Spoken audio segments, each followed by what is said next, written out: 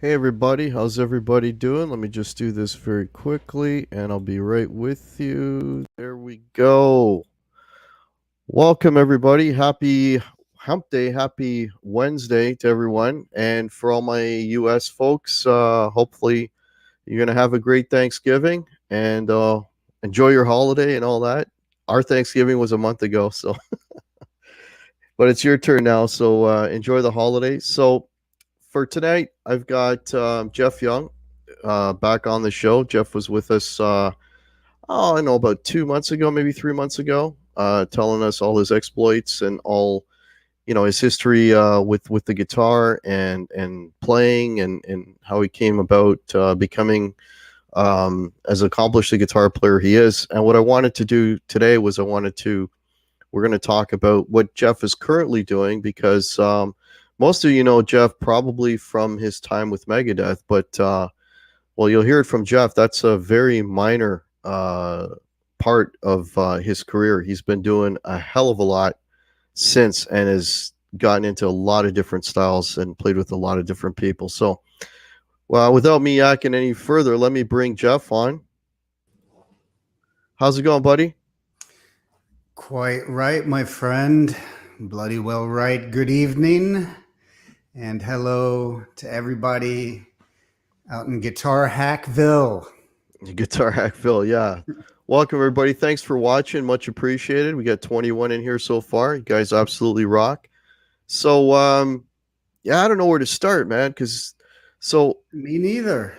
it's like okay, so I think we got as far as talking about your time in Megadeth and all that, but like let's talk about right now. What are you doing right now? I know you got the radio show and what else is going on right now with you, Jeff?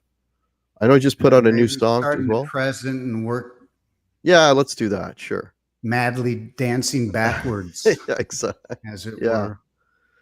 Well, right now, uh, I'm just thankful that I can still play guitar. As we were talking about earlier in the uh, pre interview, 2 months ago and change, I was just leaving my townhome here to go do some healthy cycling, bike riding.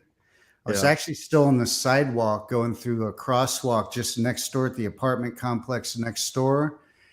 And it was 4 lanes of stop traffic out on the road. And I guess it's a lesson to everybody, maybe to be a little more careful, pay attention, and take care out there. Because I had stopped on my bike, both feet on the ground. I was getting ready to go through a crosswalk, and there was a guy in a Mercedes on his cell phone, and I saw Uh, him, and his windshield was pretty dark, but I was hoping he saw me, and I saw the 4 lanes of traffic, and this cat wasn't going anywhere for a minute or 2 minutes, so I pushed one pedal forward. And just as I was in front of his Mercedes, he spaced out on his cell phone in some oh other shit. world, and he started rolling forwards. And when you take your foot off the brake in a Mercedes, it has some get up and go. And Wow. that car got up and went over the top of me and my bike and hit me on this side, on the left side, and messed up my wrist and hand and elbow. And I landed in the street on this side. Luckily, I just missed the traffic. The cars were all stopped Oh and they shit. weren't moving, thankfully. And a couple hospitals, ER, and a few medical professionals later, and a lot of just slowly working through this new piece that I just released. I kind of used that as a rehab, and we Right. can talk a little bit more about that and why I approached it that way. But I'm not out of the woods yet. I was having some numbness down my arm today, but anyone who checks out the video can see that at least I'm sitting in a lot better place today. I can still play guitar, and Thank God. I know everyone out there, many guitar players watching. You can imagine if you're sitting there and I've been playing music since first grade when I picked up viola, and I never looked back. So to imagine a life not playing music in some way Oh was yeah. not a life I wanted to envision. So hopefully my new song and videos may be a little testament to that old never give up spirit. You know, just Yeah. do it. Just, you got to just toughen up and do it. And it wasn't pretty. And 2 months ago, when I came back the day of the accident, I just wanted to see. I was in so much pain before I went to the urgent care next door. And then that night I ended up in the ER. I just wanted to see, if I could put my hand on the guitar and what would happen. And I Mm-hmm. couldn't even make an E chord, if Holy I'm being shit. honest. And that was a pretty scary dilemma I found myself in. Yeah, man. And Wow. but everything's cool, I think, knock on wood. And Yeah. what do they say? What doesn't kill you makes you stronger. Yeah. Well, let's hope this doesn't have any lingering effects, that you can still get back to, playing and not with any pain, because that's usually the thing, right? So Mm-hmm. I've got, because you mentioned your new song, so I've got links below for your YouTube channel, and I also have your webpage as well, if anyone wants Cool. to have a look. And yeah, man, Cool, check out cool, cool. check out Jeff's latest thing. It's like, and I think you were playing that guitar right next to you. Is that correct? Indeed. The new piece is a barn burner in no uncertain terms. And yeah, it's on nylon string. It's a solo piece, no band, so there's no drums, bass, no Friedman amp, no Right. pedals, just nails, no guitar pick, just finger style. Yeah. And that's an approach in uh, an arena of guitar playing that I explored for like a decade. Back in the late 90s, 2000s. I didn't play through an amp or play an electric guitar for a decade, I Oh, don't hold. think. Wow. No. Wow. Only playing, I had like 3 or 4 flamenco guitars and 2 or 3 classical guitars. And there was a point where I was living in Brazil. When we weren't on tour, we were either living in Brazil in Sao Paulo or São João de Boa Vista or Rio de Janeiro, or we were Well, you on got the tour Portuguese somewhere. accent down. So Pardon? you got the Portuguese accent down. Maybe I should say it so our Americana friends can understand. Rio de Janeiro.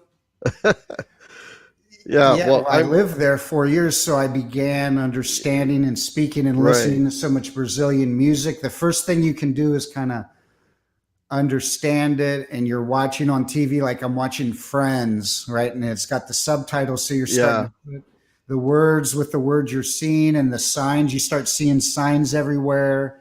So you yeah. start, and then speaking is usually the last element. In Portuguese is the opposite of English. So it's very hard for Americans to learn. French folks could learn it a little easier, Spanish, but all the vowels are the opposite of our vowels. So it's very disorienting at first. Yeah. But, Well, I have a Portuguese background. That's why I picked up oh, on that really? accent. I'm Oh, like, yeah. I'm tudo like, oh, he's bom. actually saying it correctly. Yeah. Yeah, tudo joia. Yeah. That's Yeah, awesome, I man. mean, so living down there was a totally different vantage of guitar playing than how I viewed it when I had only lived in America. And even though in the 80s I got to tour around the world with Megadeth, and you're in different cities and different countries every day or every other couple days, it's not the same because all you're seeing is hotel rooms and the inside of arenas and TV stations and Right. rock magazines. You're not seeing the life and drinking in the culture. Mm-hmm. But Mm-hmm. by living in Brazil and being able to kind of, and I think just being in a different, that's quite a divergent culture from the rock and roll and heavy metal world to more of the like classical guitar and world music Hmm. genres. So it's kind of a blessing. I always really appreciated having that juxtaposition in my career in my 20s. I got to be in a band and see how it worked, at the arena level with a popular heavy metal band that was on the same label as the Beatles, right? And I got to tour the world. And I mean, let's face it, we were all in our 20s and none of us had a clue really what we were doing, Yeah. right? And some of us less than others, right? Then in my 30s, it was actually a decade later to the year that the Brazilian album Baji Assad Chameleon is the album on Verve Polygram. And so I got to see how the guitar world works from a totally different vantage. And it was really, really cool to see. And, we got to play with a lot of different artists, everyone from, in Germany, we were opening for artists like Joe Cocker and Cassandra Wilson, the amazing jazz player. I apologize, jazz vocalist. She plays her voice like an instrument. And Caetano Veloso, we got to open for him, and he's a Brazilian legend. And in America, even got to play Farm Aid 2000 with Willie Nelson and Mellencamp and Neil Young, and got to hang out on Willie's bus and did Lilith Fair, which was the all-female festival. Right. Sarah McLachlan organized, and just a whole diverse plethora of musicians. And every musician you meet, every band you see when you're touring like that on Lilith Fair, Farm Aid, and you're going out and watching Bare Naked Ladies or Travis Tritt or Mellencamp set, you're absorbing things. It's like a sponge, it's just, I think it all feeds your musical acumen and your education. So it was a real cool experience that I always look back on fondly. That's cool. So when you were opening for or playing in these festivals, what band were you playing with at that time? It was Baji Assad, the Brazilian guy. Okay, so you guys did an extensive amount of touring outside of Brazil. That's very cool. The album went to #1 in Germany. Look at us and David Hasselhoff, right? But I mean, so we toured in Germany alone a month. We had a Mercedes. Isn't that funny? With the story I just told about the bike accident. Mercedes. Yeah. I had a Mercedes, and on the Autobahn, right, for a month going from city to city. And the funny thing about touring in Germany, got to just say, if we have any German listeners, they'll be laughing at me. But, we had a German booking agent. He was based out of Berlin. And so he gave us a very comprehensive tour book with maps and the street names. Problem is that we didn't speak German fluently. And when you arrive in the cities, I mean, the Autobahn, people are driving, it's like torpedoes. Their cars are like, if Americans, you're driving slowly, and the Germans just brush you off. They drive by you and they see you driving all slow. They're just like, they've had enough and they just race by you. And you're having to go so fast because of all the cars behind you and the momentum of the flow of traffic. And you're arriving in a new town that you've never been to. And in Germany, the street signs are like this long. And we can't read German. So by the time you read the sign and that's your exit, you've passed it. So we got lost arriving to every city that we played in. But once we circled around and got our bearings and arrived in the city, it was a magical experience. Of like the one cool gig with Joe Cocker, it was like the whole city, it was like something you'd see out of an old, American Werewolf in London kind of movie, or some old German movie. The city had all this historic architecture, and the streets all merged into a giant roundabout. Yeah. and they set the stage up on one side of the roundabout, and the whole city just converged and emerged upon this stage. Yeah. And how cool was that? Just, to look out and see this architecture and the vibe and all Yeah. these people packing the streets. And Yeah. I believe Gene Black was playing guitar for a great guitar player for Joe Cocker, and I was just drinking that in because I loved his guitar playing. And that's another amazing thing about touring, especially in the world music and in this realm, is that you meet so many diverse musicians from so many different countries, and they all have something so unique to offer. And if you can just assimilate a little bit of, any of that, it can give something really fresh to your own style. Yeah. Yeah.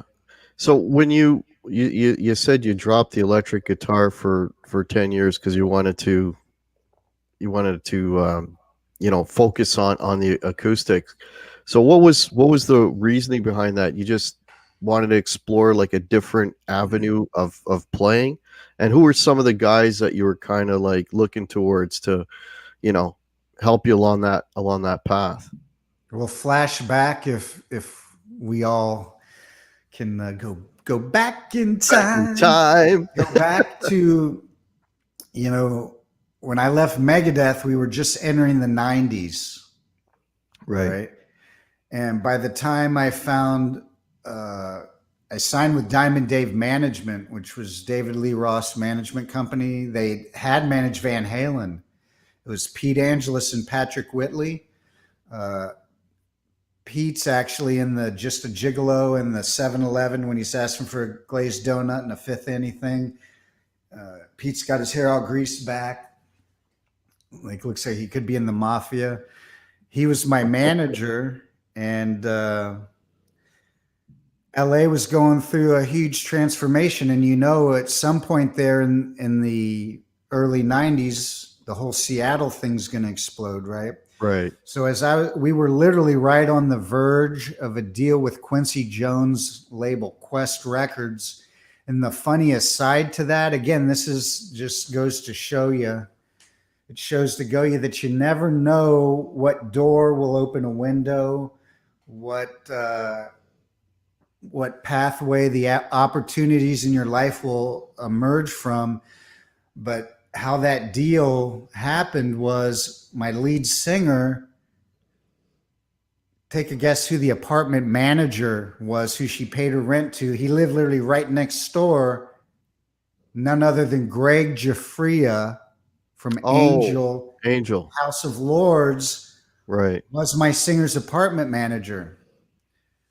She gave him our demo tape. Little did she know he was an A&R scout at the newly launched Quest Records for Quincy Jones. Wow. And they wanted a band that was kind of like a Living Colour. We were kind of like that. Living Colour meets Soundgarden, Alice in Chains meets Van Halen meets Badlands, if you could dig that. In fact, the singer, my buddy in Vegas, just told me that Jake Ely talks all the time about how he almost hired this vocalist, Debbie Holiday, who I ended up getting, and that was my singer, and she was actually going to be in Badlands replacing Ray Gillen, right?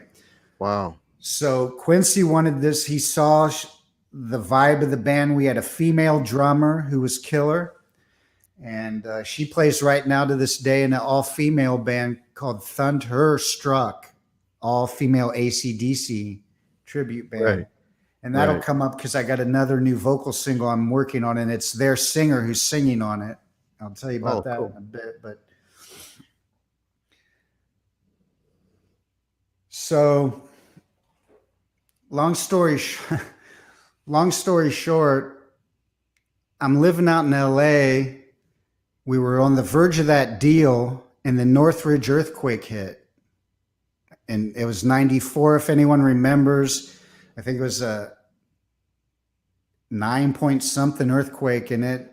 I'd been through some little earthquakes in LA and some tremors. But once I felt that, it happened in the middle of the night, and my refrigerator danced its way into the middle of the kitchen. I had a TV that just fell into my glass top living room table. My house was in disarray. It made it really easy to pack because it was like from the floor to the U-Haul. And I Yeah. ended up moving back to Ohio and working in the family business. My father just passed away from cancer right on the heels of when I left Megadeth, and I was still trying to go forward. And just to be honest, the scene in Los Angeles was really not happening at Hmm. that time. It was kind of taking a downward spiral. So I went back and I went to Wharton Business College, best business college in the country, and I learned how to save a business. My father just passed away, and my mom was left running it. And I Right. gave up guitar for 3 years. I didn't even play. Wow. I was still writing for Guitar for the Practicing Musician magazine, and I was playing just enough to keep my chops up that I could transcribe my columns each month. But Hmm. I was reading every business book ever written, and I was taking these executive workshops at Wharton, and I didn't really think I'd ever play guitar again. But to be honest, few years in, there was a drafting guy. Our drafting guy at the family business played drums, and he knew a female singer in town who sang kind of like Janis Joplin, Melissa Etheridge. We Hmm. did a bunch of that and some live and Candlebox. I love that song "Cover Me" by Candlebox. We did that, and we just played like there was a cool college bar in downtown Dayton. We went down there and played for all the college kids, and there's an amazing street in downtown Dayton called the Oregon District with a bunch of bars, and I was just mostly playing acoustic and with a little electric. I still had one of my guitars from the Megadeth era, but I had this idea once I started playing again. It's so hard to find chemistry in a band. I guess Hmm. we could talk a whole show about that, and Yeah. the egos and the dedication it takes and the discipline and the coming together and the focus and the unity that it takes to have a band. And I tried so hard in Los Angeles, and I went through so many singers. I mean, when I left Megadeth, MTV did a huge feature on me, and they gave my PO box, and I thought I'd find some like Ray Gillen or Oni Logan, and I tried to I almost had Oni Logan, and George Lynch swooped in and got him. Almost had John Corabi. Motley Crue swooped in, got him. Yeah. Scream. And Yeah. I found this amazing Swedish singer. He looked like Mike Tramp from White Lion and sang like a cross between David Coverdale, Bon Jovi, and he had his own cool thing because he was Swedish. Nice. He got right in the midst. I had Phil Sasson playing bass from Ozzy, who wrote "Shot in the Dark," and I had uh, Jonathan Vallen playing drums. He was the under the stage drummer for Judas Priest on the Turbo Tour. Because remember, they had all those electronic drums and stuff and samples. Well, he was under the stage doing all that stuff, and he played on the Andy Taylor Thunder album. The guitars from Duran Duran did kind of a Eddie Van Halen hard rock influenced album. So I had a winning band and this young kid singer, and Jeff Scott Soto did all the harmonies on our demo. Nice. And long story short, the kid snuck home to see his girlfriend because he was missing her, like right when we were rehearsing the showcase. And he tried to come Oh. back in the country and he didn't have the right papers and he got deported. Oh And shit. that's when I tried to get Karabi, and like he didn't even want to leave the Scream. John Karabi was in the Scream at the time, That's right. Yeah. and Motley had a hell of a time. They were offering him Harley Davidsons, and I think they finally had to offer him a ton of dough.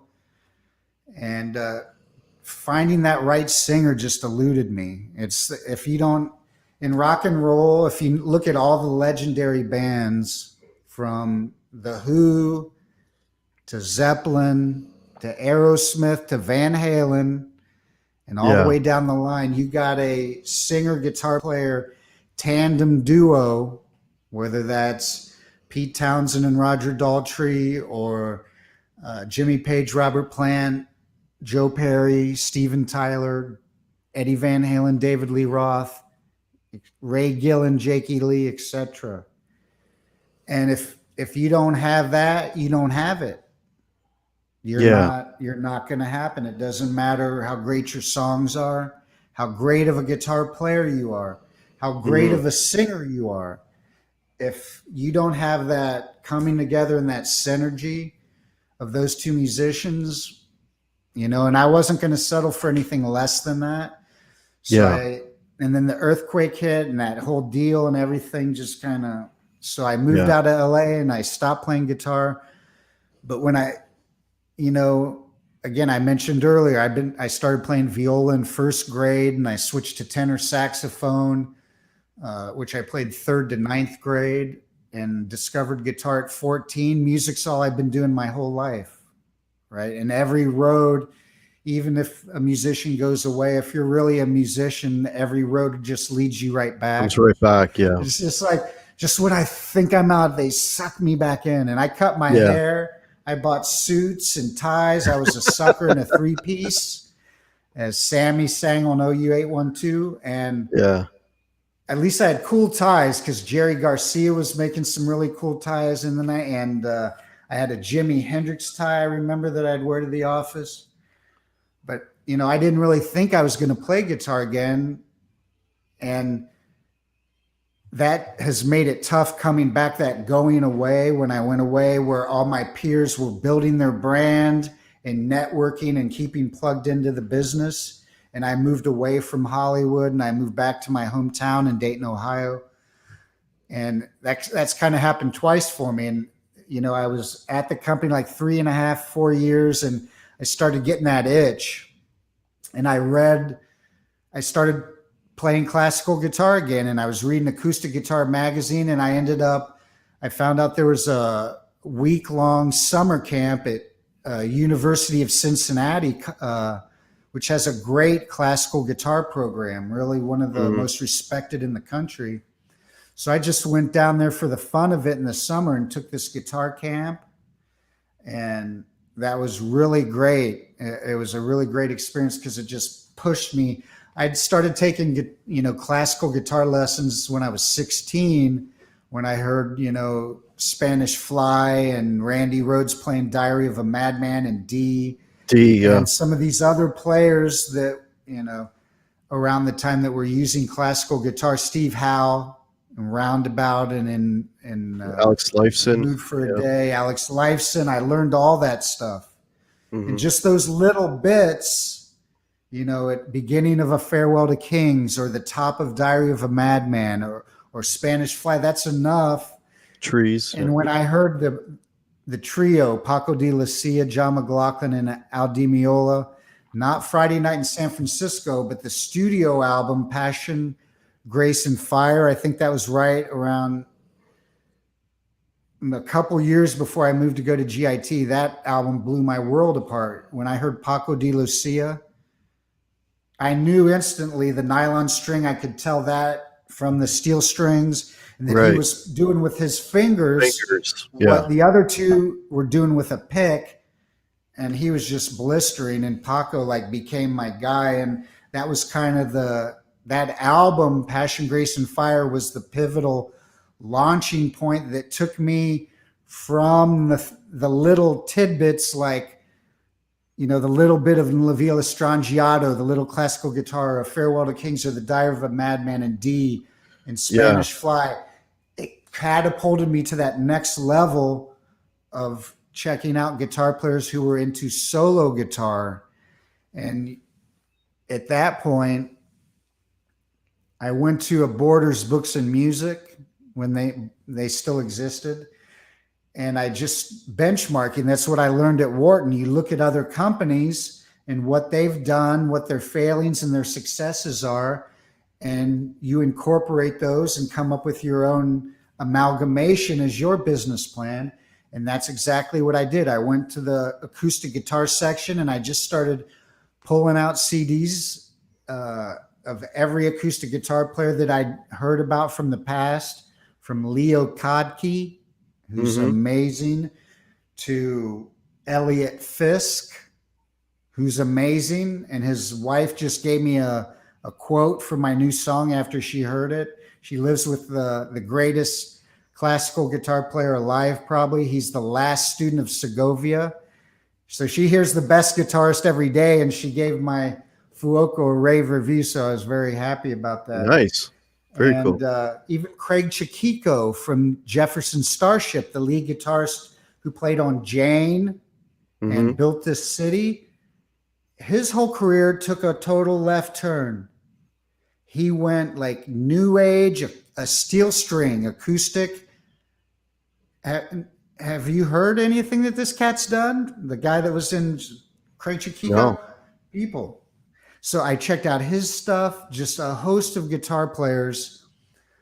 And I had remembered there was this recurring ad in all the guitar magazines in the late 80s. It was Takamine Guitars, right? Mm-hmm. And it was this Latin looking girl with really curly hair on a hang glider. I don't know if you remember, and she was holding the Taka. It looked kind of like uncoordinated because she wasn't really on a hang glider and she was in a studio on a set, you know. And Right. so it looked kind of silly, but it was a full page ad, and I kept seeing that ad, and I didn't understand how to pronounce the artist's name. It was Badiassad, and Badi Assad. Is that what it is? And the Takamine guitars, and it had the little album cover in the bottom of the ad for her album Rhythms. And I saw that album at the Borders that day, and I picked it up and I looked at it, and I was like, she's got a nylon string guitar. And I was kind of already getting into Brazilian music.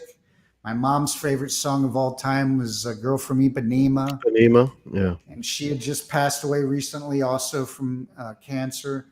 I'm sorry to hear that. But there was just some guitar players from Brazil that I really loved, and just some of the sounds. Brazilian music and even the pop music tends to incorporate even jazz and more syncopated rhythms and some African. So it tends to be more adventurous than like American, if that makes sense. So I was kind of simultaneously getting into Brazilian and flamenco, right? And so I picked up that album, and I just had a feeling like, and it was just like a crawl. You see, like it's crawling Hack Live with Jeff Young. I just thought like I could be with this girl. Like it was nothing romantic, like maybe jam with her. I don't know what that thought even was, and I never thought anything about it. But I took all those albums home, and of all the albums, and they were all great. And I'm listening and taking in, oh, this is what this guy's doing. This is what this cat's doing. That album, that Rhythms album, was resonating with me because all the things that I wanted to do, which was beating on the guitar, which you see at the end of Fuoco, my new song, playing it like a drum. I had this idea, like I had bought an 8-track recorder, and I was sick of playing with flaky musicians, to be honest. And that's really what it was about. And the difficulty of keeping a band together, and me always being the one and the only one to fund the musical endeavors, right? So my concept was like I could make the drum beats by beating on my guitar, and I could play even djembe or deadbuck and shakers, and I could be a one-man band. One-man band. I can play bass. I could make these cool instrumental sounds. I could incorporate rock and all the stuff I grew up on, and all those things we were just talking about. The best bands that we loved, and all those players who even Ole John Roth and Michael Schenker delved in classical music before Randy Rhoads, before Van Halen. So I was pulling from Yes and Van Halen and Randy Rhoads and Ole John Roth and Yngwie Malmsteen by this time. And all the players that came in the wake of Yngwie, all the neoclassical shredders, because by this time we're talking, we're in the mid to late 90s, and I was going to make this album by myself. And long story short, I was reading an acoustic guitar magazine, and again, this is the magic of how opportunities just happen almost the best when you're not trying for them. There's like a spiritual lesson that the more you go after something and seek something in your life, the more you covet something and try to control your circumstances to get it, the farther away it moves. But if you just let it go, you know what I'm saying? It just, an opportunity will come to you. And I was literally just reading Acoustic Guitar Magazine because I bought Guitar Player, Acoustic Guitar Player, Guitar World, you know, Guitar for the Practicing Musician. I was getting every month free in my mailbox because I was writing for them. And they were doing a series in Acoustic Guitar Magazine on different guitar builders, luthiers. Mm-hmm. And they did, this month was Thomas Humphrey. And people can Google this guitar because it's probably the first innovation in the design of the nylon string guitar in like 100 years. Because this nylon string guitar is probably the most beautiful sounding of all the guitars. If you have any guitar just sitting here unplugged and electric with no amp and acoustic, a jazz box, for me, a nylon string, the treble strings, those, it's just nothing like it. It's thicker sounding. It's a beautiful sound, but it's not a loud instrument. And that's why before Segovia, the guitar was an instrument of the gypsies. It was an instrument of the peasants. It was looked down upon. It wasn't good enough for the classical stage, right? Because it couldn't compete. Like even a violin that's only like this big in volume, if I was playing this guitar with a violin standing right here next to me, would blow me out of the water. Yeah. Right. So it's more of a parlor instrument. Segovia said he rescued it from the gypsies and began transcribing the Bach and all the different pieces for nylon string guitar. And he brought this peasant's instrument to the concert stage where it now could be side by side with the violins and the violas, cellos, upright bass. You follow me? Yeah. There would be none of us playing guitar. Segovia was the Eddie Van Halen before Eddie Van Halen, you know, before Jimi Hendrix. He was the one that really brought this guitar to light. So you mentioned the flamenco, so like the flamenco style, and a lot of that it's amazing playing, and it's very, very percussive.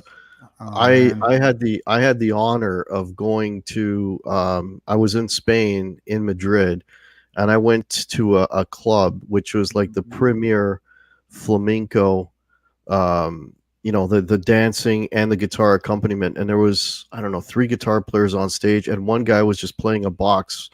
That's called a cajon. So what's so cool about that? Now that's a great instrument, and that's why they use that instrument. I'm glad you brought that up with this type of guitar, because it's basically a drum set in a box. The guy sits on it, and it's a box with a hole in the back, and in the front, it's a loose piece of thin wood that's loosely screwed. So when the guy hits it, it almost gives the vibe of a snare drum. So, and he hits the side and he hits that piece, and he can get the whole feel of a drum kit without the volume of a drum set that's just going to bury a guitar like this, right?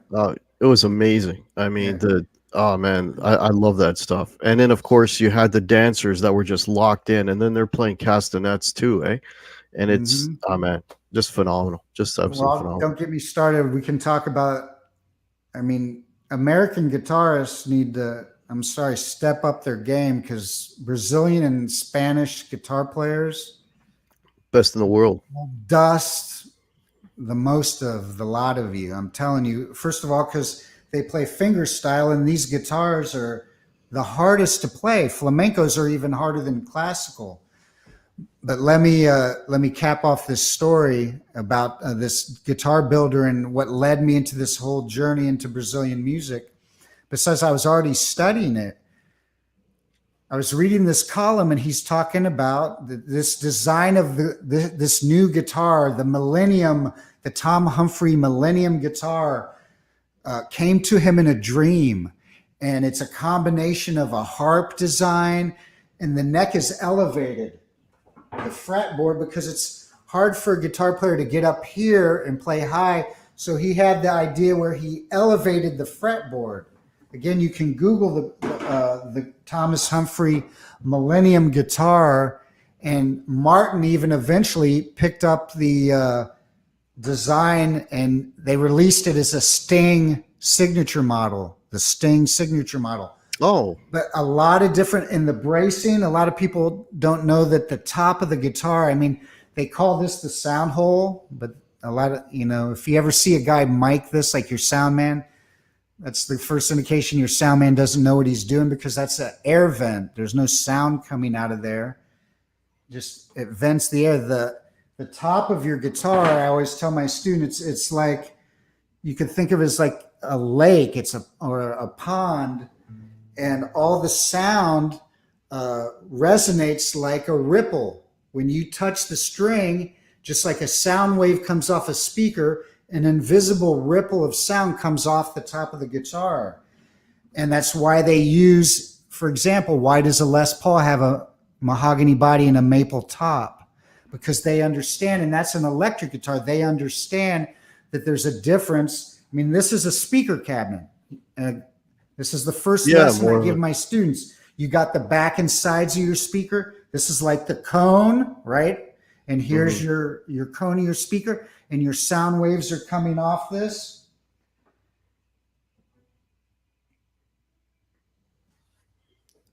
And that's the kind of the hardest thing with electric guitars, that who learn how to play with a pick don't really understand that the guitar is meant to work inward. Your downstroke and upstroke needs to push the strings always towards the body, never towards the floor or the ceiling, which is kind of a hard concept. And I talk to my students a lot, but you know, the guitar needs to work like a speaker, like this.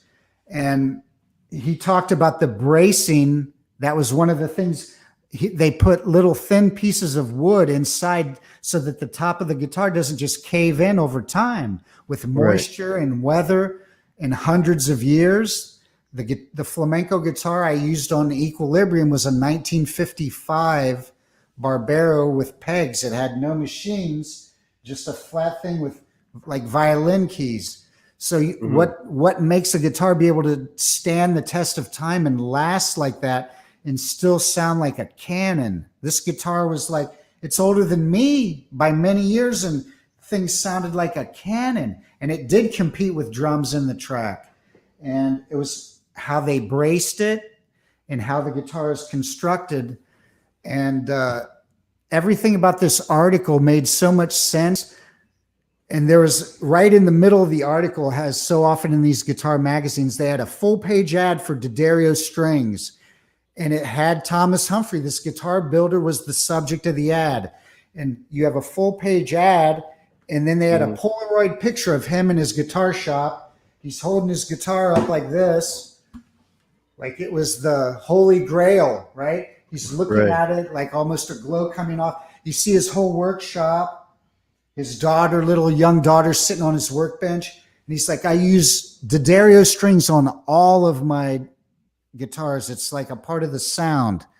Right. And at the bottom was a little business card. It was his business card. So that article made so much sense to me that I took a magnifying glass to that business card, and I saw his phone number. I called him up and I talked to the guy, and we became friends. And long story short, it was through him that I met the Assad family, because he built Sergio and Odaye Assaji's guitars. Right. And Baji Assaji is their younger sister. Right. He never even talked about her, even though I had that record. This is the crazy thing. I took that magazine clipping, that page with him holding up the guitar, and I tacked it in my rehearsal room. And I was still working at Matrix at the family business, but I'd come home and I'd practice, and I'd look at that billboard. I'm getting that guitar in 1 year, because they're all handmade. Right. Him and his Brazilian wife made them. And he would talk about the brothers all the time, and I didn't care. I'd never prompted me to go buy an album or check them out. You know, I was really head over heels on that Baji Assad album, and I had no idea they were related. Now, No, I get saw the this, one connection. day I was sitting there practicing. This is funny how obvious things can just elude you until it's the right time and place for you to wake up to it. But I was practicing. I was looking at that picture on my bulletin board, and I had other musical notes, and I'm just staring at that. And there's Thomas in his workshop, and I notice on the wall, and imagine if you're looking at a Polaroid picture in an ad, it's like this big. So there's him in his workshop. So if he has any pictures, they appear like about as big as the pictures on the back of your wall, like little. They're like as big as a thumbnail. Right. But I'm just practicing. And all of a sudden, I see a picture of these two dudes with beards. Look like they're, Lebanese from the Middle East.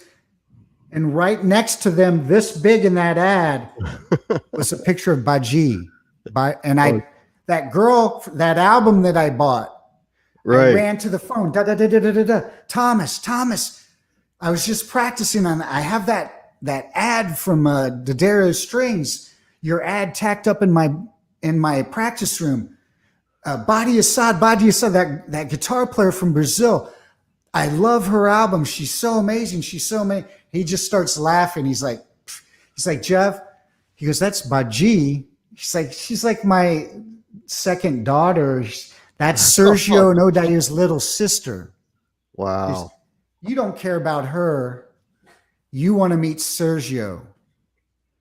And next thing I knew, he invited me. Sergio was producing her last album for Chesky Records, which I ended up coming up with the title of that album. It's called Echoes of Brazil, and it's beautiful. Instrumental.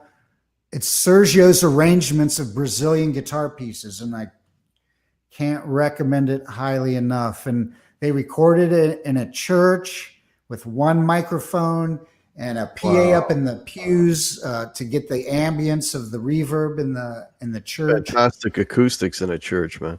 And I met Sergio and Baji that night, and the rest is history. I ended up getting her a record deal with Verve Polygram, which is the same label that Jobim, who wrote Girl from Ipanema, is on.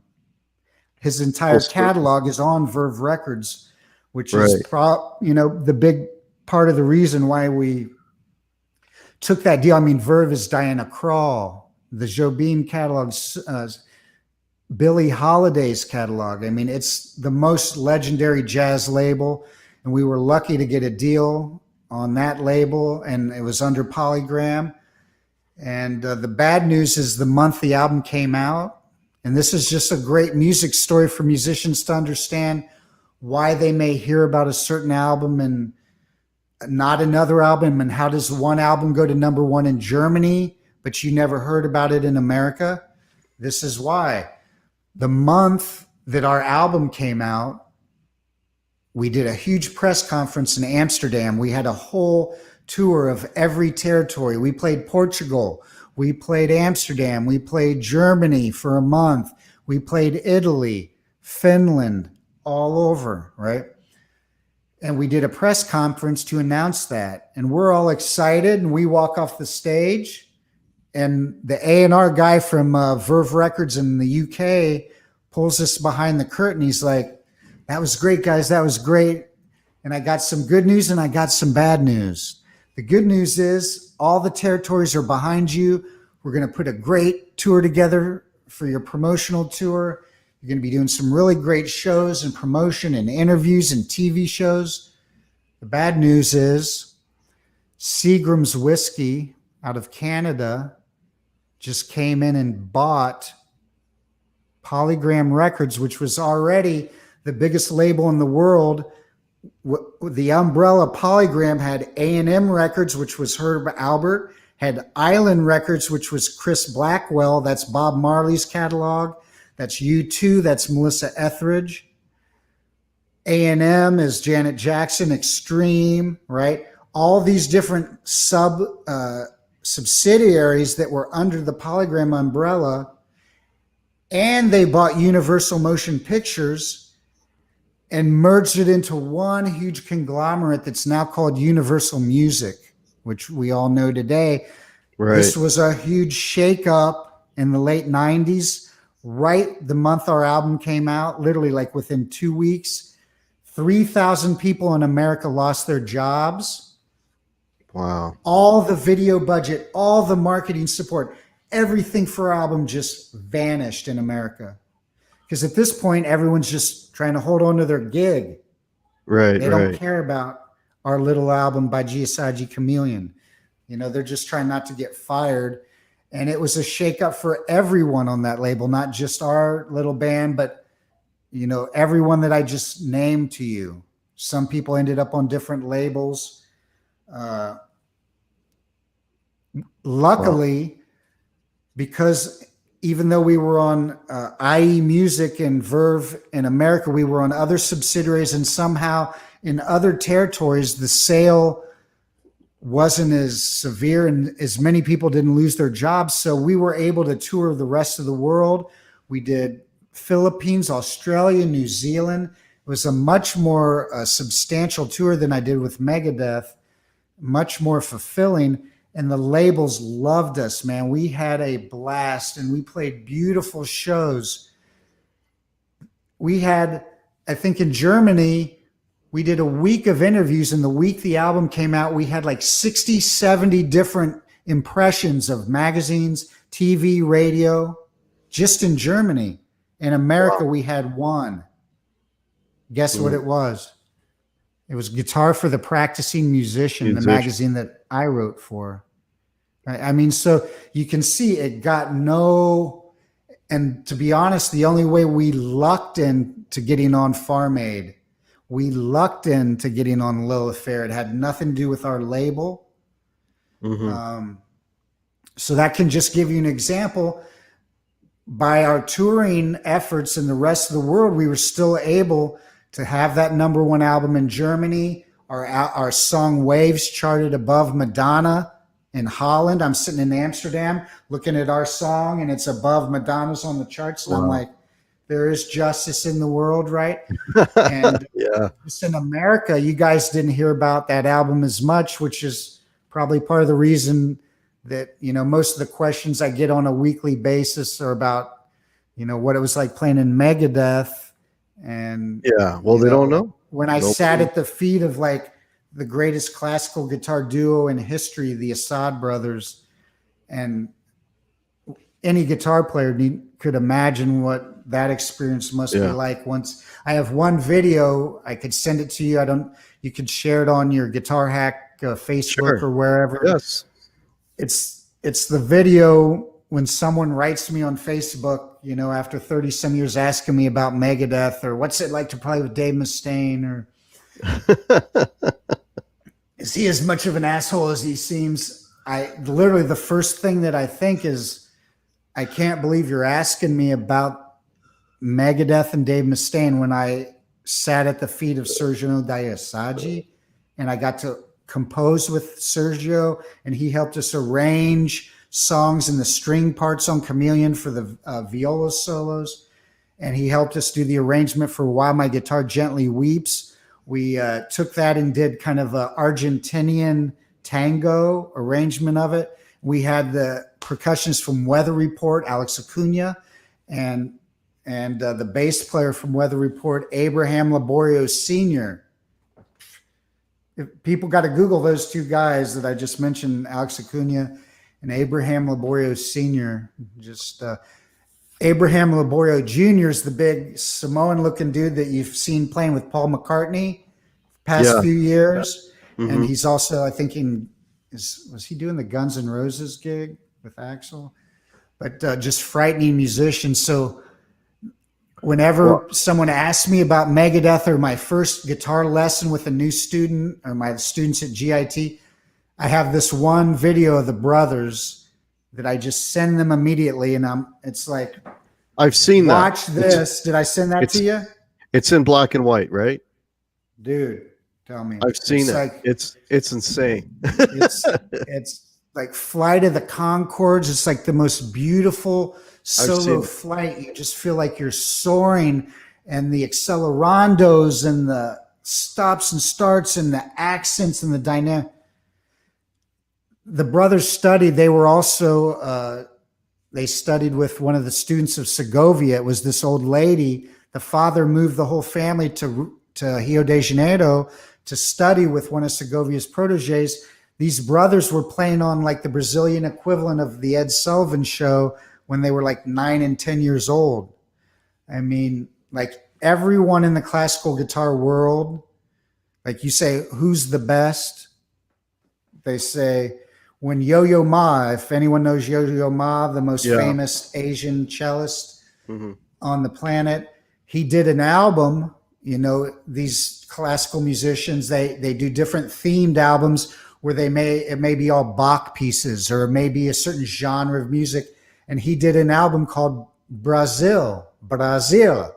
Who do you think Yo-Yo Ma got to arrange that album and play on that album? Sergio Dayasaji. And he took them on tour, and they ended up doing an album with him. I think it's Yo-Yo Ma Live at the Hollywood Bowl, and it won a Grammy.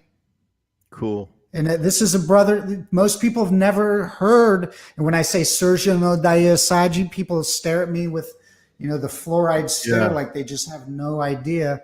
And you were talking about the experience you had seeing a guitarist in Spain. Yeah.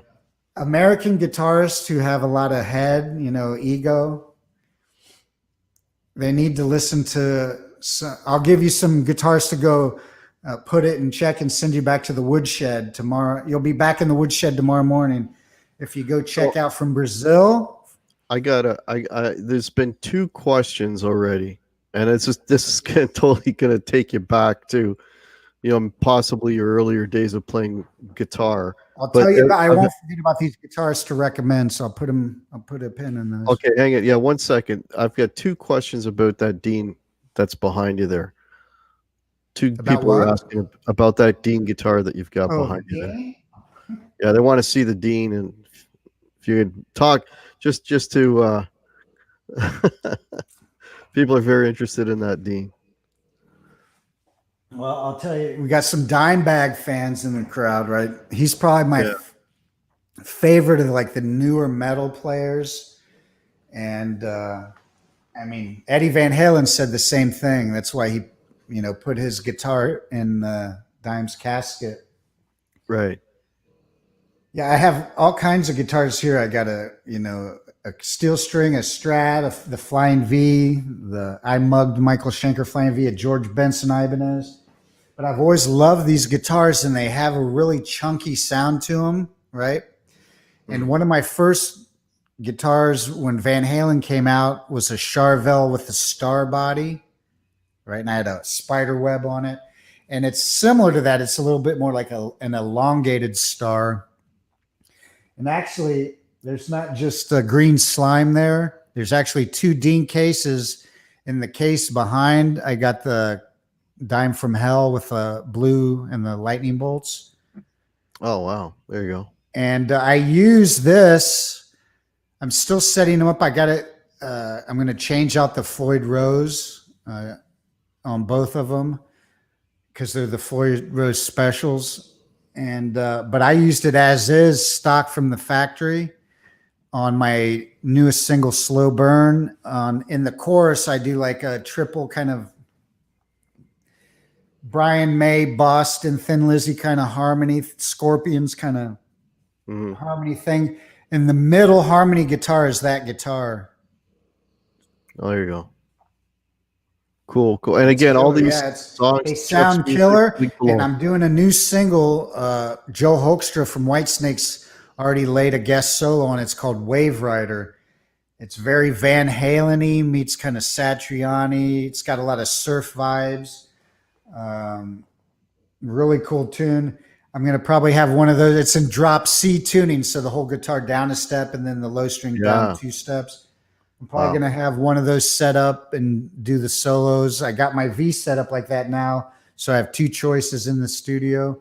But they're great guitars, you know. And I got to tell people something, because like I belong to a lot of the Dean groups, like the Dean Get Your Wings group on Facebook, and I'm buddies with the main guitar setup guy at Dean, and I can't wait for him.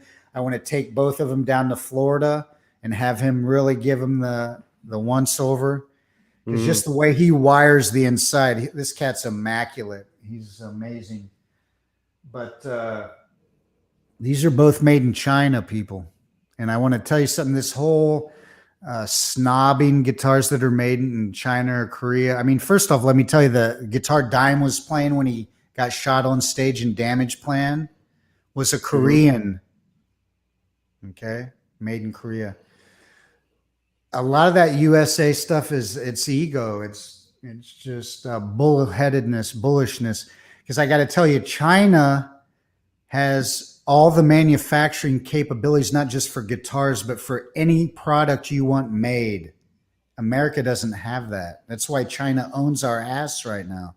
We don't have any state of the art manufacturing facilities.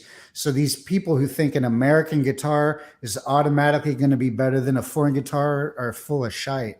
I'm sorry. These guitars are killer. Killer. First gig I played one gig this year in my hometown, and I bought this guitar there, and it was the first show I used it straight from Guitar Center, the blue and the Dime from Hell.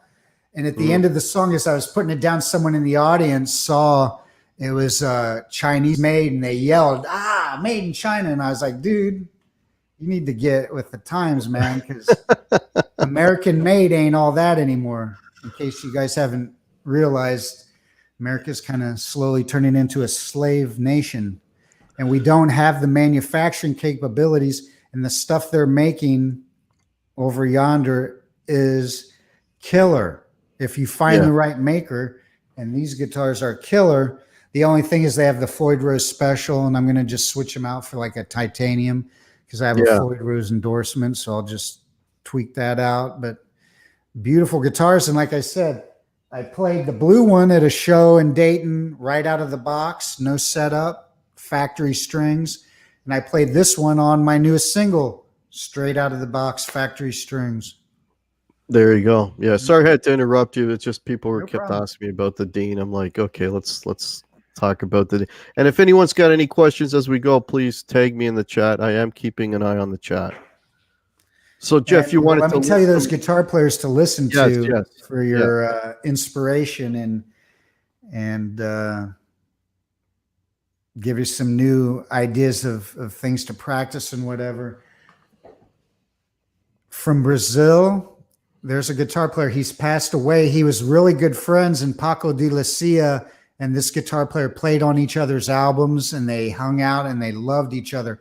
I would consider this gentleman the Paco de Lucia of Brazil, and his name is Rafael Rebelo. And the cat is a freaking beast. And another cat that's a beast, Yamandu Costa from Brazil. I posted one of his videos. Joe Hoekstra was on my wall so fast because he loves Tommy Emmanuel. He was like freaking out on Yamandu Costa. That guy's a beast. So those two guys from Brazil will keep you busy for a while. Another one, Marco Pereiro. He's composed some amazing, brutal solo guitar pieces that, like these pieces, every measure, like Fuoco, this new piece every measure is a magic trick. It's just to play that one measure is a miracle, and to connect it with the next one and the next one and to seam this all together. Segovia used to say to play pieces like this, it takes 30 years to master. And I've been working on Fuoco for 20. And the reason why is because when I heard it, it was just like it hit me. It had everything in it. It was on nylon string guitar, but it had a rock attitude. It had a shred attitude. It had flamenco, Brazilian. It had blues. There's even a couple country licks in there. Everything is in that beautiful piece composed by, now here's a European guitar player to check out who composed Fuoco. His name's Roland Dyens, Dyens. He's famous for not only being an amazing composer and nylon string performer, but he incorporated a lot of jazz elements and improvisation, which a lot of classical guitar players only read off the score. You know, a lot of, not just guitarists, but classical musicians, orchestras they're kind of like addicted to the score. This They're is tied to Flamenco it. right here. You see it's Yeah. falling apart because I've been working on it for 20 years. But Roland, who composed this, he incorporates a lot of improvisation. So he's an amazing player. He's also passed away, but I got the opportunity to see him live. Of course, one of the best guitar shows I've ever seen live in my life was Paco de Lucia in Miami, Florida. Yeah. Forget about it. Yeah. I saw Andrew Segovia before he passed in Los Angeles, and that was amazing. But he was getting up in age, but it was still an amazing concert, and he did brilliant. But from Europe, you people got to check these flamenco players because these guys are the brutality. It's so beautiful. Paco de Lucia is obviously the king. And then we have two heir apparents in the lineage. One is Tomatito, which means little tomato in Spanish. This guy is a big. And then the other is Vicente Amigo. This guy is flamenco, but he's heavily influenced by jazz.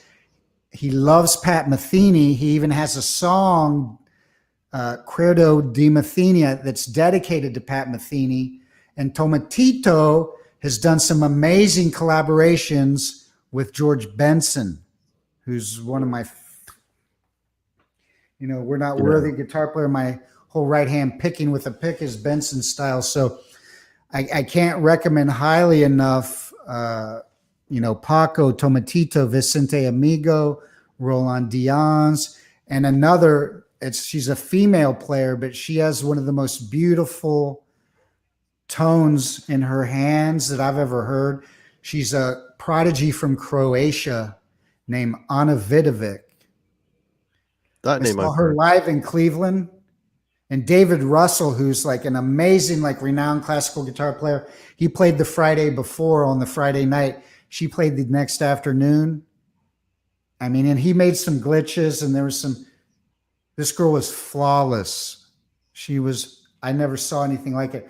And if you want to see good left hand position, you watch Ana Vidovic because she has about the best left hand position that I've ever seen. Just an amazing player from Croatia, Ana Vidovic. So there's some recommendations for people outside the box and what they're used to hearing. Some music without boundaries, if you will. So let's we're talking about technique and stuff. So you were saying that you do a lot of Skype lessons and you had some stories and maybe some things that you wanted to share. Well, dude, it's just because I was telling you, and people hear this song and even Elliot Fisk's wife. I mean, she lives with the greatest classical guitar player, Segovia's last student, and she heard the video and she's like, "What kind of mics are you using? The guitar sounds so great." And I'm like, "It's a $300. It's a beautiful guitar, H. Jimenez, people, and some great techniques in how they build." And they were telling me, a great guitar doesn't have to be expensive, and this is kind of an amazing lesson, I think, for everyone watching. I tell it to all my students, this day and age, to promote our music on social media, one of the best avenues is you take your video and you go in a guitar group and you drop it, right? So if I belong to 30, 40 guitar groups on Facebook, pedal groups, all kinds of different groups that talking about guitar stuff. And then I have my students, and I taught at GIT where from 10 in the morning till 8 at night, I had one student after the other coming in and asking me questions. And Jeff, what amp should I get and what pedals? And you have a student coming in who doesn't know his open chords, and he's asking if he should get a 7-string guitar. My buddy, can trade me. And I'm like, dude, why don't you learn how to play something meaningful with the 6 you got? Right. Or, I don't have a 7-string guitar, maybe someday, but I'm still finding new exciting things to do with 6. And I guess that's the cool thing. I wanted to do this song because, I was injured, and the song is so hard that I knew every measure of the song would put my hand through these different like kind of Right. what a rehab uh, assistant would do to you if you had a physical therapist. They would make you put your legs or your arms or whatever you're trying to rehab Right. through its paces, put you to the test.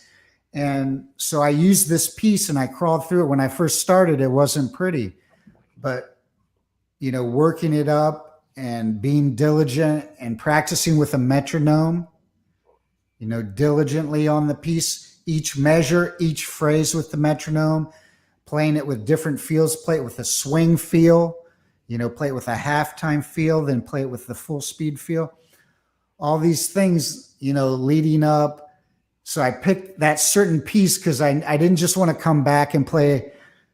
Yeah, my hand was injured, guys, and here I am chunking on an E going gunk, gunk, gunk, gunk, gunk, gunk, gunk, gunk, gunk, right? Right. Like, So great, Jeff, nice to have you back. I wanted to show you, like, if I'm going to come back from that kind of an injury, you got to come back and stun the unsuspecting bystanders, right? So that was part of it. And then, like, I didn't have a nylon string guitar because, to be honest, when I had cancer and going through my divorce, I had to sell all my guitars. I had a $20,000 flamenco guitar, the one I was just telling you about. And I've tried every price point in between. And I am today recording and playing on a $300 and change nylon string guitar. And that's part of, I wanted to do it on this. And this company, I've been endorsing them for some of their other instruments. It's a 10-string guitar called a Baji Kintu. I met them at NAMM. This is another crazy story. I walked up to this. I didn't even know what this 10-string guitar was, but it was, if you go to their website, Ibanez, you'll see they have all different finishes, and they have this one finish, looks like the side of a cow, like almost like black and white. And it was such a weird guitar. And I'm like, wow, I've never seen a 10-string. And I just picked that guitar up, and it was in a weird tuning. I didn't know the tuning. I'm like, but I just started like writing this riff. This riff just came to me like a droning open string, kind of rockin' riff. And we're at the NAMM show, and the manager from the company comes up and he starts videoing me. And by the time I'm done, they're like, wow, that was really cool. We want to give you an endorsement. We want to give you an endorsement. Nothing happened. Nothing happened. A year later on Facebook, I get that video. The A&R guy from H. Jimenez sends me that video. Is this you? Is this you at the NAMM show? Right. I go, yeah. He goes, like, we want to give you a full endorsement. So they sent me 2 of those 10-string. One was the black and white, like I played at the NAMM show, and then a beautiful all gold sparkle. Looks really rockabilly. And so I had those, and I knew on their website that they made nylon strings, and I called my rep, Derek, and I said, dude, I've got this piece. It's brutal, and I think we could make a really big statement if I did it on your guitar. And they're about to put it all over the video, all over their websites, and they love it. They were blown back when they saw the sound I got out of their guitar. That's They're pretty happy. So, I mean, that's a cool lesson, that it's cool to have lots of pedals. And, I got a guy that lives in an RV that has more Marshall stacks than I have amps. But man, Eric Clapton said it best. It's like, if you want to see if a guy can really play guitar, unplug his amp and hand him an acoustic. And even remember, Eric went through like Tears in Heaven and that whole nylon string ear, and think how big that, there's something about the nylon string guitar that just resonates with people. It's very human. It's very from the core, like no other guitar. That's why, like Fuoco, people like rock people and shred guys and all kinds of people, and ladies who don't even listen to guitar music are loving this piece, because I think there's something about this instrument that just resonates with people. It's hard to play. Paco de la Sierra says that it's the hardest guitar to play. It double dares you every day. It just looks at you like, I dare you to pick me up and do something with me. Because there's no reverb or overdrive or chorus. So here's a question. Make it flesh on strings, and nails.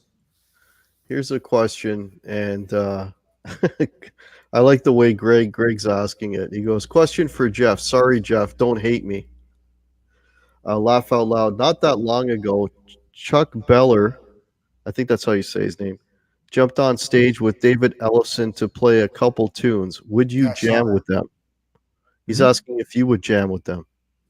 With Elfson, for sure. Oh, there you go. And there's Chris Sandra. Poland too. With Megadeth, Dave Yeah. Mustaine wrote me a letter a couple years ago. He's expecting they're going to get in the Rock and Roll Hall of Fame, and he apologized for all the atrocities the lies he's told about me over the last 30 years. And I read the letter on my radio show. If you guys want to go back in the past episodes at jeffyoungjams.com, just scroll back a couple years back. The episode's called I Got a Letter. Oh, was it called Truth Sells, but Who's Buying? I Got a Letter. You'll find it. It's an enlightening episode. And I wanted to do one episode where I answer all the questions that Megadeth fans might have. So I could put it to bed. And then if someone asks me in the future, I just send them that episode. Like Watch here, this, and I don't have to keep rehashing through it, because tonight's been a lot more fun because I'm getting to talk about, stuff that's more recent. And for me, I think it's more musically. Yeah, well, that's why I wanted to talk, because I use the word sophisticated. It's just, there's just no comparison between playing rock and roll guitar and playing like world class, the type of guitar we're talking about tonight. That's why I wanted to. The Assad Brothers and Elliot Fisk.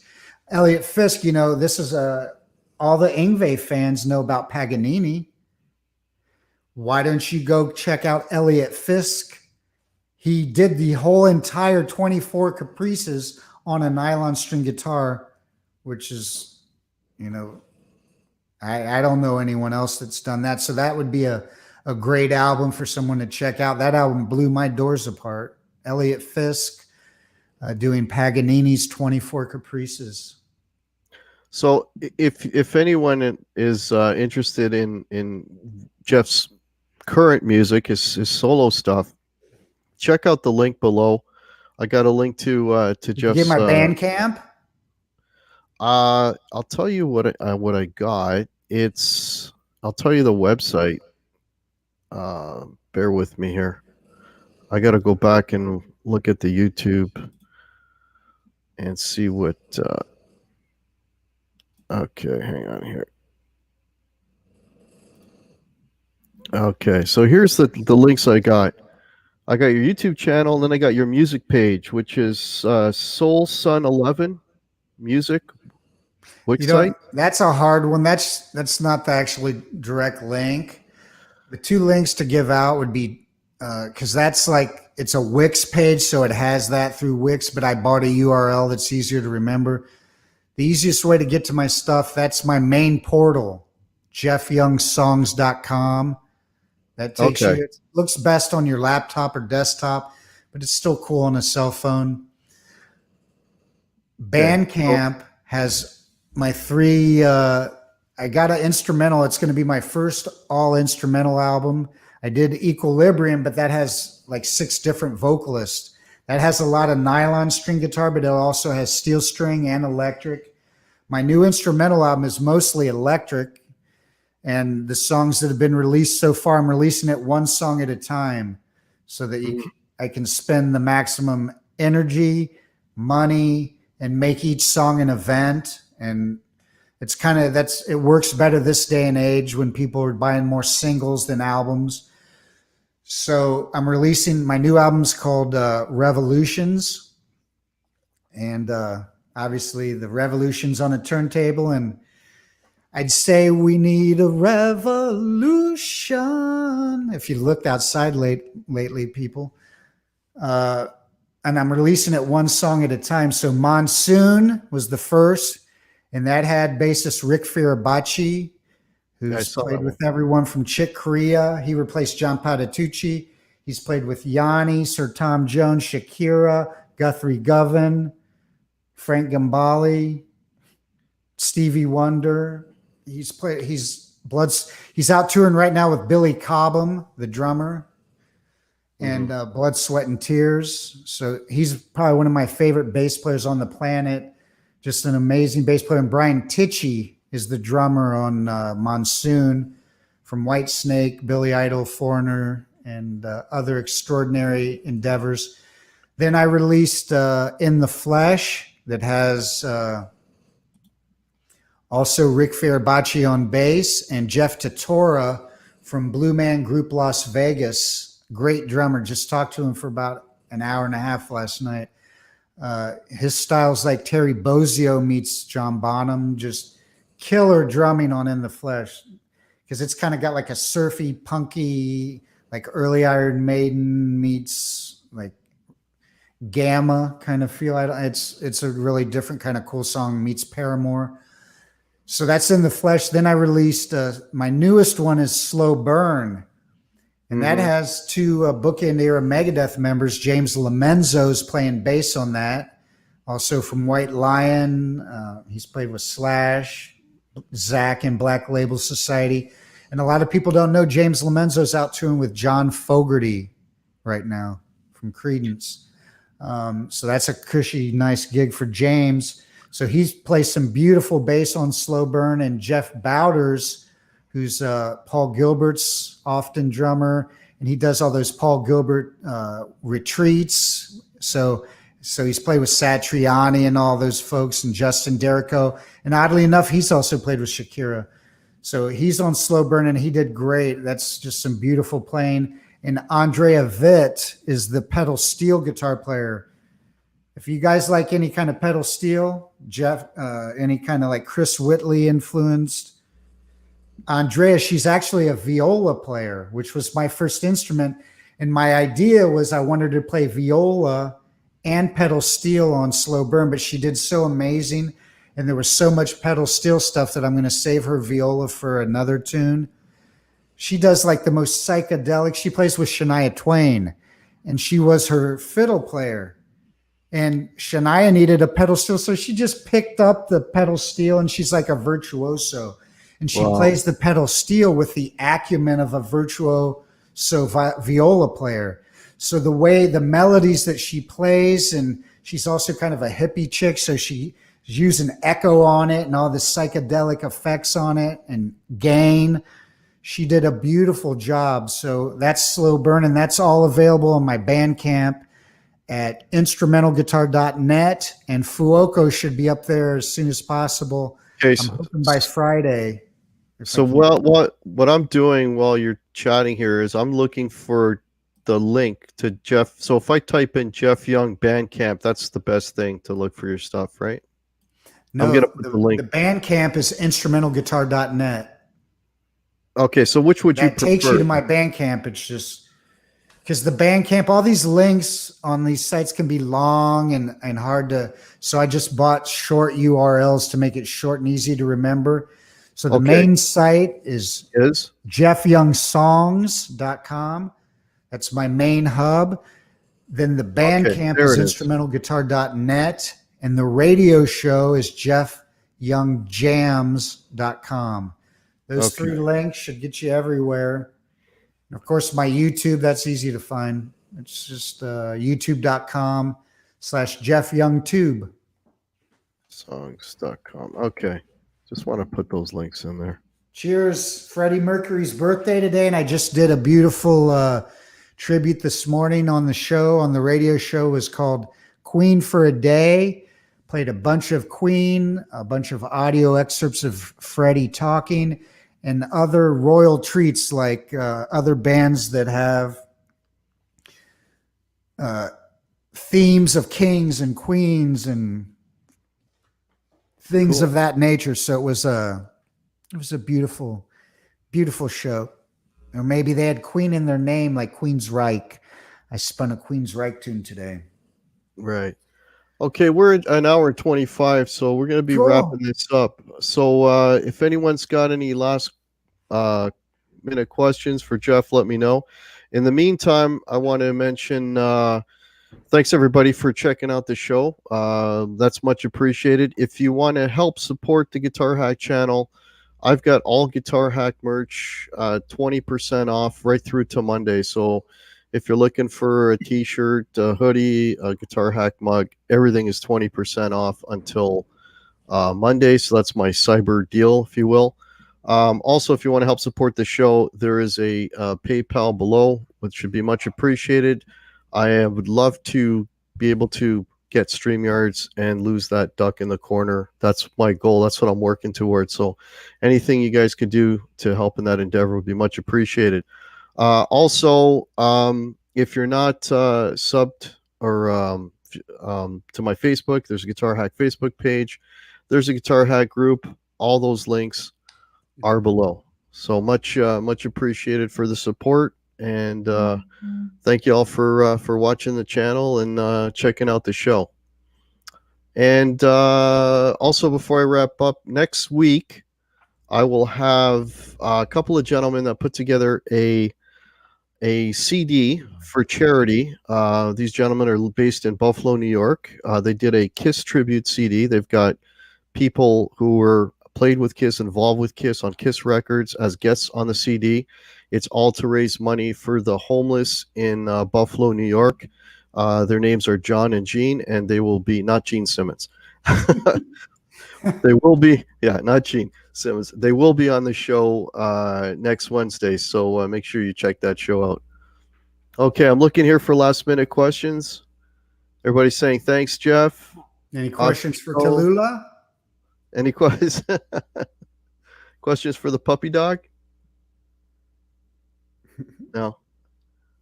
Okay, Jeff, this was great, man. Thanks again so much for coming on. And yeah, man, all the best to you. Hopefully, you know, that accident won't have any lingering effects and won't slow you down, man, because you're an awesome player, and I've been watching your stuff, and it's like, wow. Check out Jeff's stuff. I do what I can, man. Check it out. Check out Jeff's stuff. It's awesome. It is awesome. Check out my new ditty, Fuoco Libre Sonatina. Yes, that's video on my YouTube. And all you people bumming over Eddie Van Halen's passing, the most second to most recent video on my YouTube is a like 2 hour and change Eddie Van Halen Explored workshop I did about 7-8 months ago. I teach you how to play Spanish Fly note for note, and Women in Love, and Girl Gone Bad, bunch of stuff. On Fire, how to play the solo to I'm on Fire properly. And I spent a lot of time on Spanish Fly, so I think you'll dig that lesson in the Edward Van Halen color commentary therein. Yeah. All right, everybody, have a fantastic night. For all my U.S. folks, happy Thanksgiving. All the best. And we will see you all very soon. Good night, everybody. Cheers.